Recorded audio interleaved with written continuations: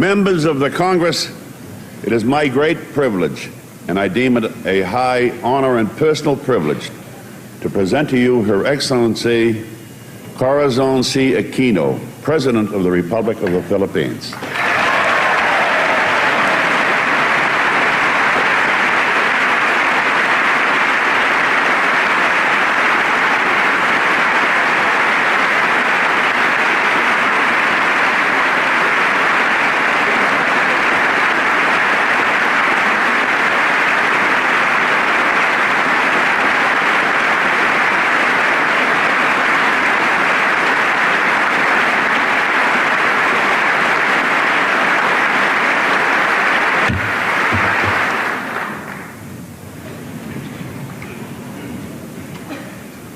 Mr. Speaker, Senator Thurmond, distinguished members of Congress.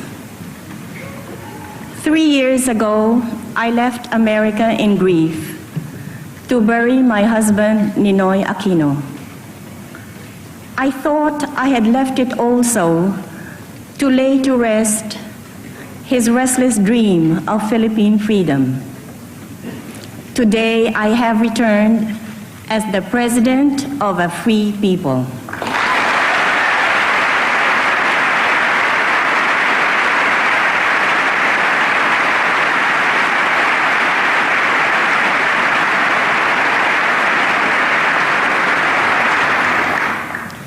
In burying Ninoy, a whole nation honored him by that brave and selfless act of giving honor. A nation in shame recovered its own. A country that had lost faith in its future found it in a faithless and brazen act of murder. So in giving we receive, in losing we find, and out of defeat we snatched our victory. For the nation, Ninoy became the pleasing sacrifice that answer their prayers for freedom. For myself and our children, Ninoy was a loving husband and father. His loss, 3 times in our lives, was always a deep and painful one. 14 years ago this month was the first time we lost him. A president turned dictator and traitor to his oath, suspended the Constitution, and shut down the Congress that was much like this one, before which I am honored to speak. He detained my husband along with thousands of others, senators, publishers, and anyone who had spoken up for the democracy as its end drew near. But for Ninoy, a long and cruel ordeal was reserved. The dictator already knew that Ninoy was not a body merely to be imprisoned, but a spirit he must break. For even as the dictatorship demolished one by one the institutions of democracy, the press, the Congress, the independence of the judiciary, the protection of the Bill of Rights, Ninoy kept their spirit alive in himself. The government sought to break him by indignities and terror. They locked him up in a tiny, nearly airless cell in a military camp in the north. They stripped him naked and held the threat of a sudden midnight execution over his head. Ninoy held up manfully under all of it. I barely did as well.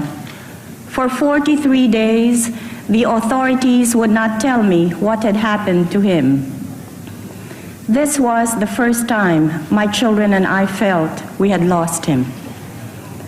When that didn't work, they put him on trial for subversion, murder, and a host of other crimes before a military commission.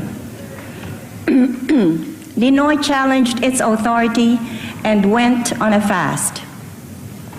If he survived it, then he felt God intended him for another fate.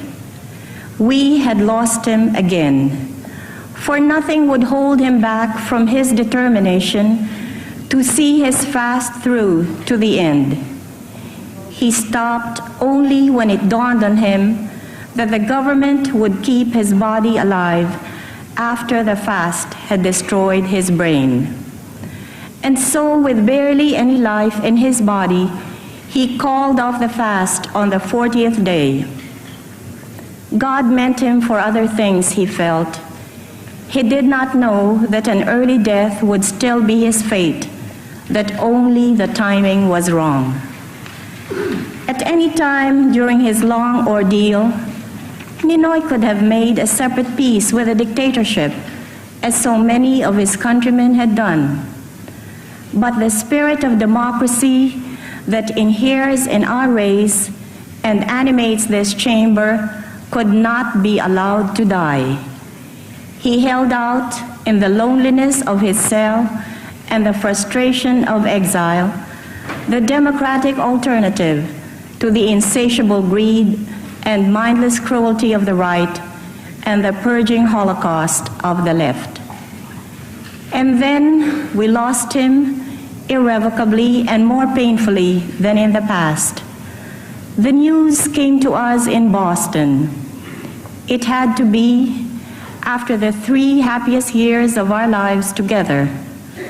But his death was my country's resurrection in the courage and faith by which alone they could be free again. The dictator had called him a nobody, yet 2 million people threw aside their passivity and fear and escorted him to his grave. And so began the revolution that has brought me to democracy's most famous home, the Congress of the United States.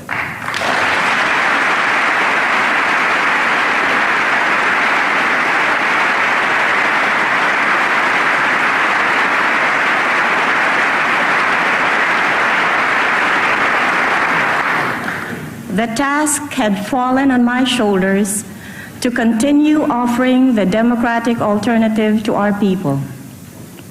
Archibald MacLeish had said that democracy must be defended by arms when it is attacked by arms, and by truth when it is attacked by lies. He failed to say how it shall be won. I held fast to Ninoy's conviction that it must be by the ways of democracy. I held out for participation in the 1984 election the dictatorship called, even if I knew it would be rigged. I was warned by the lawyers of the opposition that I ran the grave risk of legitimizing the foregone results of elections that were clearly going to be fraudulent. But I was not fighting for lawyers, but for the people, in whose intelligence I had implicit faith. By the exercise of democracy, even in a dictatorship, they would be prepared for democracy when it came. And then also, it was the only way I knew by which we could measure our power, even in the terms dictated by the dictatorship. The people vindicated me in an election shamefully marked by government thuggery and fraud. The opposition swept the elections, garnering a clear majority of the votes, even if they ended up, thanks to a corrupt Commission on Elections, with barely a third of the seats in Parliament. Now I knew our power. Last year, in an excess of arrogance, the dictatorship called for its doom in a snap election. The people obliged. With over 1 million signatures, they drafted me to challenge the dictatorship, and I obliged. The rest is the history that dramatically unfolded on your television screens and across the front pages of your newspapers. You saw a nation armed with courage and integrity stand fast by democracy against threats and corruption. You saw women poll watchers break out in tears as armed goons crashed the polling places to steal the ballots. But just the same, they tied themselves to the ballot boxes. You saw a people so committed to the ways of democracy that they were prepared to give their lives for its pale imitation. At the end of the day, before another wave of fraud could distort the results, I announced the people's victory. Many of you here today played a part in changing the policy of your country towards ours. We, the Filipinos, thank each of you for what you did, for balancing America's strategic interests against human concerns, illuminates the American vision of the world. The co-chairman of the United States Observer Team, in his report to the President, said, "I was witness to an extraordinary manifestation of democracy on the part of the Filipino people. The ultimate result was the election of Mrs. Corazon Aquino as President and Mr. Salvador Laurel as Vice President of the Philippines. When a subservient parliament announced my opponent's victory, the people then turned out in the streets and proclaimed me the President of all the people. And true to their word, when a handful of military leaders declared themselves against the dictatorship, the people rallied to their protection. Surely the people take care of their own. It is on that faith and the obligation it entails that I assumed the presidency. As I came to power peacefully, so shall I keep it. That is my contract with my people and my commitment to God."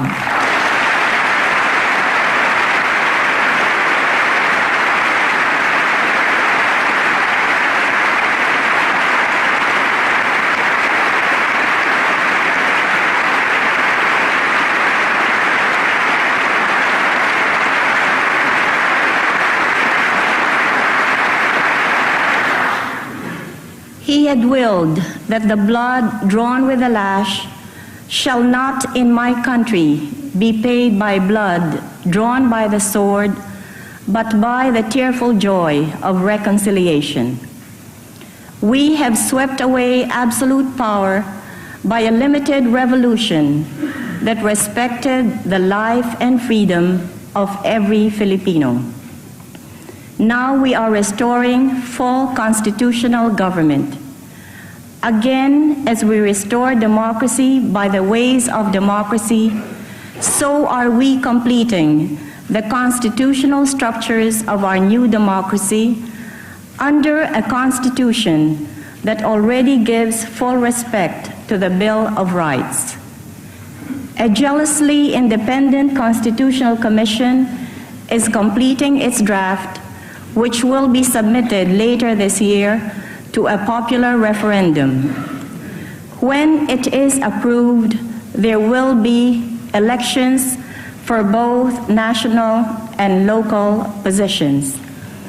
So within about a year from a peaceful but national upheaval that overturned a dictatorship, we shall have returned to full constitutional government. Given the polarization and breakdown we inherited, this is no small achievement. My predecessor set aside democracy to save it from a communist insurgency that numbered less than 500. Unhampered by respect for human rights, he went at it with hammer and tongs.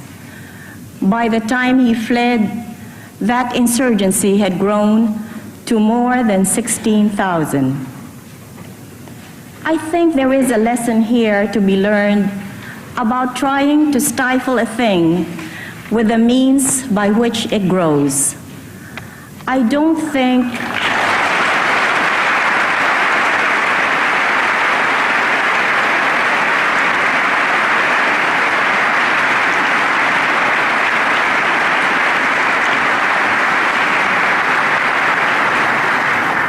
I don't think anybody in or outside our country concerned for a democratic and open Philippines doubts what must be done.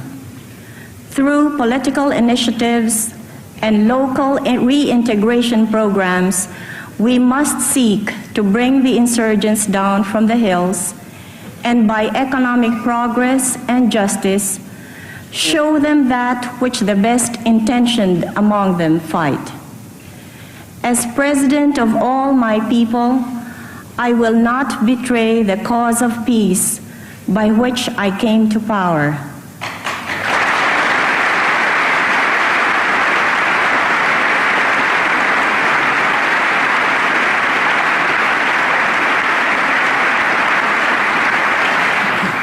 Yet equally and again, no friend of Filipino democracy will challenge this.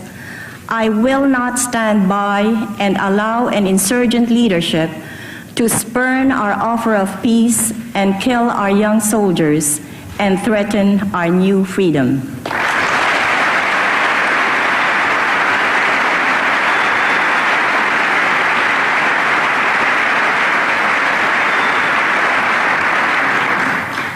Yet I must explore the path of peace to the utmost, for at its end, whatever disappointment I meet there is the moral basis for laying down the olive branch of peace and taking up the sword of war.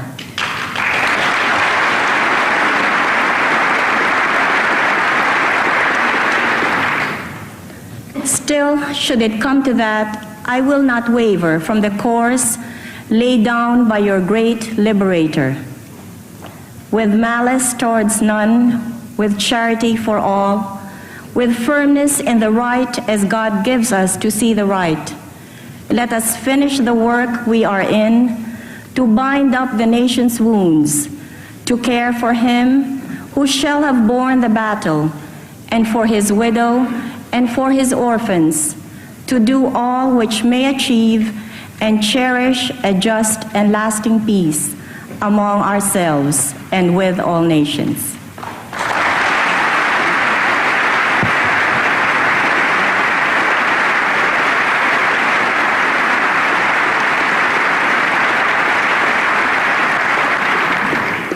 Like Abraham Lincoln, I understand that force may be necessary before mercy.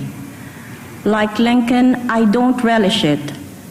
Yet I will do whatever it takes to defend the integrity and freedom of my country.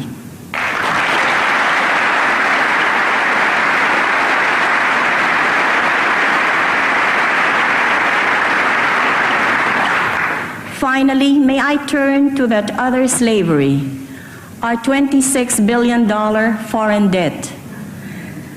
I have said that we shall honor it. Yet the means by which we shall be able to do so are kept from us.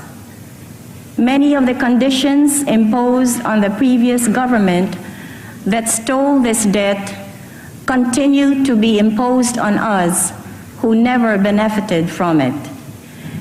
And no assistance or liberality commensurate with the calamity that was visited on us has been extended.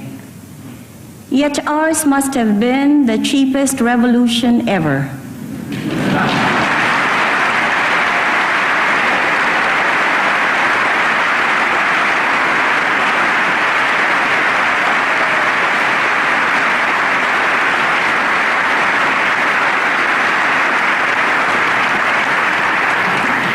With little help from others, we Filipinos fulfilled the first and most difficult condition of the debt negotiation, the full restoration of democracy and responsible government. Elsewhere and in other times of more stringent world economic conditions, Marshall Plans and their like were felt to be necessary companions of returning democracy. When I met with President Reagan, we began an important dialogue about cooperation and the strengthening of friendship between our two countries. That meeting was both a confirmation and a new beginning. I am sure it will lead to positive results in all areas of common concern. Today, we face the aspiration of a people who had known so much poverty and massive unemployment for the past 14 years, and yet offer their lives for the abstraction of democracy. Wherever I went in the campaign, slum area or impoverished village, they came to me with one cry: democracy. Not food, although they clearly needed it, but democracy. Not work, although they surely wanted it, but democracy. Not money, for they gave what little they had to my campaign. They didn't expect me to work a miracle that would instantly put food into their mouths, clothes on their back, education in their children, and give them work that will put dignity in their lives. But I feel the pressing obligation to respond quickly as the leader of a people so deserving of all these things. We face a communist insurgency that feeds on economic deterioration, even as we carry a great share of the free world defenses in the Pacific. These are only two of the many burdens my people carry, even as they try to build a worthy and enduring house for their new democracy that may serve as well as a redoubt for freedom in Asia. Yet no sooner is one stone laid than two are taken away. Half our export earnings, $2 billion out of $4 billion, which is all we can earn in the restrictive markets of the world, must go to pay just the interest on a debt whose benefit the Filipino people never received. Still, we fought for honor, and if only for honor, we shall pay. And yet, should we have to wring the payments from the sweat of our men's faces and sink all the wealth piled up by the bondsman's 250 years of unrequited toil? Yet, to all Americans, as the leader of a proud and free people, I address this question: has there been a greater test of national commitment to the ideals you hold dear than that my people have gone through? You have spent many lives and much treasure to bring freedom to many lands that were reluctant to receive it. And here you have a people who want it by themselves and need only the help to preserve it.